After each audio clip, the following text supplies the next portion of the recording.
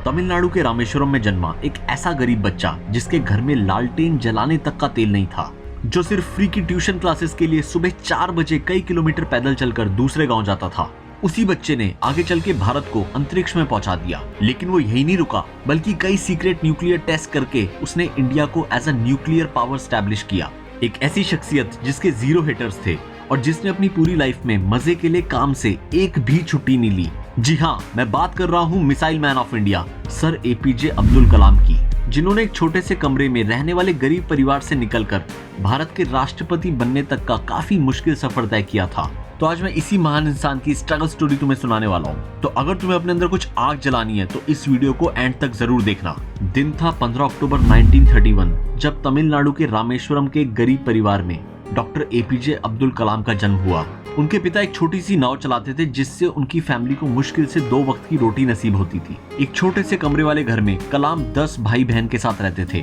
कलाम बचपन से ही पढ़ना चाहते थे, लेकिन उनकी पढ़ाई का बोझ माता पिता पर ना पड़े, इसलिए उन्होंने रोजाना सुबह अखबार बेचना शुरू करा, जिससे उन्हें थोड़े बहुत पैसे मिल जाते थे और वो साथ में अखबार भी पढ़ लेते थे। दोस्तों, बचपन से ही अब्दुल कलाम को पढ़ने का काफी शौक था और 8 साल की उम्र में जब उन्हें पता चला कि उनके गांव से कई किलोमीटर दूर एक ऐसे टीचर हैं जो हर साल 5 बच्चों को फ्री में मैथ्स पढ़ाते हैं, तो उनको इस बात से बहुत खुशी मिली। लेकिन उन टीचर का एक रूल था कि वो सुबह 4 से 5 बजे तक ही उन बच्चों को पढ़ाएंगे जो सिर्फ नहाकर आएंगे। तभी अब्दुल कलाम ने ठान लिया कि मैथ्स तो वो सीख कर ही रहेंगे, चाहे सर्दी हो या गर्मी, बारिश हो या तूफान। वो हर सुबह ठंडे पानी से नहाकर रेडी हो जाते थे और मास्टर जी के पास पढ़ने चले जाते थे।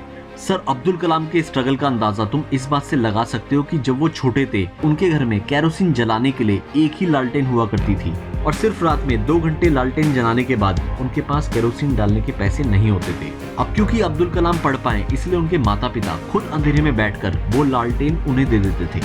बचपन में कलाम को एक अजीब सा शौक था। वो आसमान को घंटों तक देखते रहते थे और पंछियों को उड़ते देखकर उन्होंने पायलट बनने का सपना देखा। वो कहते थे कि सपने तभी सच होते हैं जब तुम उन्हें देखना शुरू करते हो।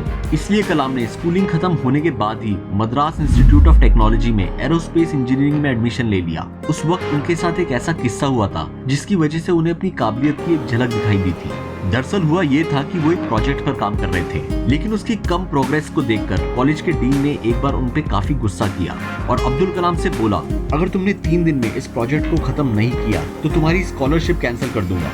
अब इस बात को सुनकर अब्दुल कलाम इतना घबरा गए कि उन्होंने 3 दिन तक बिना रात की नींद लिए दिन रात उस प्रोजेक्ट पर काम किया और उसे कंप्लीट कर दिया। ये देखकर डीन काफी खुश हुए और उन्होंने कलाम से बोला कि मैं जानता हूँ कि तुम्हारे अंदर काबिलियत है, लेकिन मैं ये देखना चाहता था कि तुम मुसीबत के वक्त कैसे सहन करके अपनी क्षमता दिखाओगे। और इस इंसिडेंट से कलाम को काफी कॉन्फिडेंस मिला। और दोस्तों, इसी कॉन्फिडेंस के साथ डॉक्टर एपीजे अब्दुल कलाम ने कॉलेज खत्म होने के बाद एयरफोर्स में एग्जाम दिया, पर अनफॉर्चुनेटली वो फेल हो गए थे। वैकेंसी सिर्फ 8 थी और कलाम की 9th रैंक आई थी। इस फेलियर से कलाम काफी निराश हो गए थे, लेकिन उन्हें क्या पता था कि उनका यही फेलियर भारत की तकदीर बदलने वाला है। खैर, उन्होंने इसके बाद डीआरडीओ ज्वाइन कर लिया, जहां छोटे मोटे प्रोजेक्ट में काम करने से वो खुश नहीं थे। तभी उनकी मुलाकात विक्रम साराभाई से हुई, जिन्होंने एपीजे अब्दुल कलाम की काबिलियत से खुश होकर उन्हें स्टूडेंट बना लिया और इसकी वजह से उन्हें इसरो में ट्रांसफर मिल गया, जहाँ वो भारत के सबसे पहले सैटेलाइट लॉन्च व्हीकल 3 के डायरेक्टर बने। मगर उस वक्त पब्लिक को स्पेस में जाने की इंपॉर्टेंस पता नहीं थी, इसलिए लोगों ने कई सवाल उठाए और इस मिशन के लिए उन्हें काफी कम बजट मिला। लेकिन फिर भी सर एपीजे अब्दुल कलाम इस मिशन के लिए इतने ज्यादा डेडिकेटेड थे कि उन्होंने अपने करियर में एक भी छुट्टी नहीं मनाई और पूरी जी जान लगा दी SLV-3 को तैयार करने के लिए। लेकिन अनफॉर्चुनेटली वो आसमान में सितारों को छूने की बजाय बे ऑफ बंगाल में जाकर गिरा। भाई, अपने करियर के सबसे बड़े प्रोजेक्ट को फेल होते देख कोई भी इंसान टूट जाएगा, है ना? नॉर्मल है। लेकिन दुखी होने की बजाय उन्होंने अपनी मिस्टेक्स पर ध्यान दिया और सिर्फ 1 साल के अंदर 18 जुलाई 1980 के दिन SLV-3 रोहिणी को सक्सेसफुल लॉन्च करके उन्होंने भारत का झंडा अंतरिक्ष में लहरा दिया। और इसके बाद उन्होंने कई प्रोजेक्ट इनिशिएट किए। आप लोगों में से कई लोग नहीं जानते होंगे कि कुछ समय के लिए अब्दुल कलाम ने अमेरिकन स्पेस एजेंसी नासा में भी ट्रेनिंग ली है। नासा की मैनेजमेंट उन्हें देखकर इतनी इम्प्रेस थी कि उन्होंने कलाम सर को नासा में जॉब देने का ऑफर दिया और कहा कि आप जैसे टैलेंट की जरूरत यहाँ है, वैसे भी भारत में रखा ही क्या है। उस टाइम पर अब्दुल कलाम ने उन्हें कुछ नहीं कहा और वो मुस्कुराए और इंडिया को स्पेस तक पहुंचाने की जिद के साथ वापस लौट आए। और यहाँ उन्होंने 8 फरवरी 1988 के दिन पृथ्वी 1 मिसाइल को सक्सेसफुली लॉन्च किया और इसको देख इंडियन कैबिनेट ने इसरो को 3.88 बिलियन रुपीस की फंडिंग दी।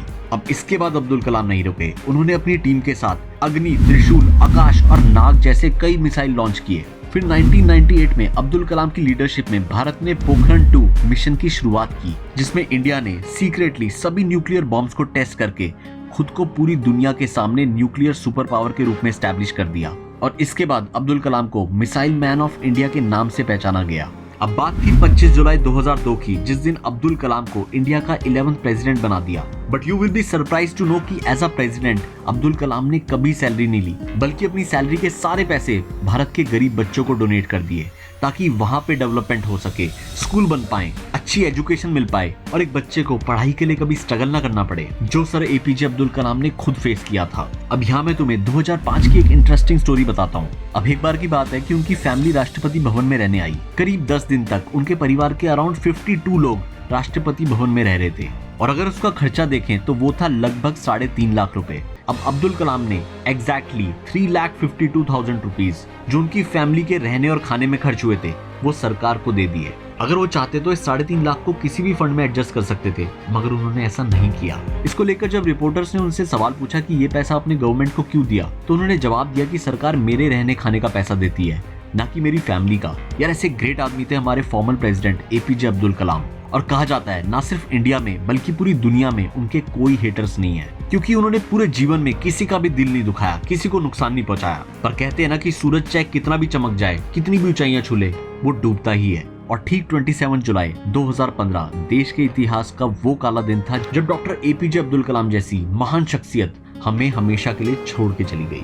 वो कहते थे, सपने वो नहीं है जो आप नींद में देखते हैं, बल्कि सपने वो हैं जो आपको सोने नहीं देते। जब आपका सिग्नेचर ऑटोग्राफ में बदल जाए तो समझ जाना कि आप कामयाब हो चुके हो। याद रखना दोस्त इस लाइन को कि इंतजार करने वालों को सिर्फ उतना ही मिलता है जितना कोशिश करने वाले छोड़ जाते हैं। तो भाई आज इस वीडियो को यहीं रैप करते हैं। अगर वीडियो अच्छी लगी हो तो लाइक करना, शेयर करना और कमेंट बॉक्स में जरूर बताना अगला वीडियो कौन सा देखना चाहते हो वो भी बताना। और ऐसी लाइफ चेंजिंग वीडियोस को देखने के लिए मेरे चैनल को सब्सक्राइब करो। Thank you so much.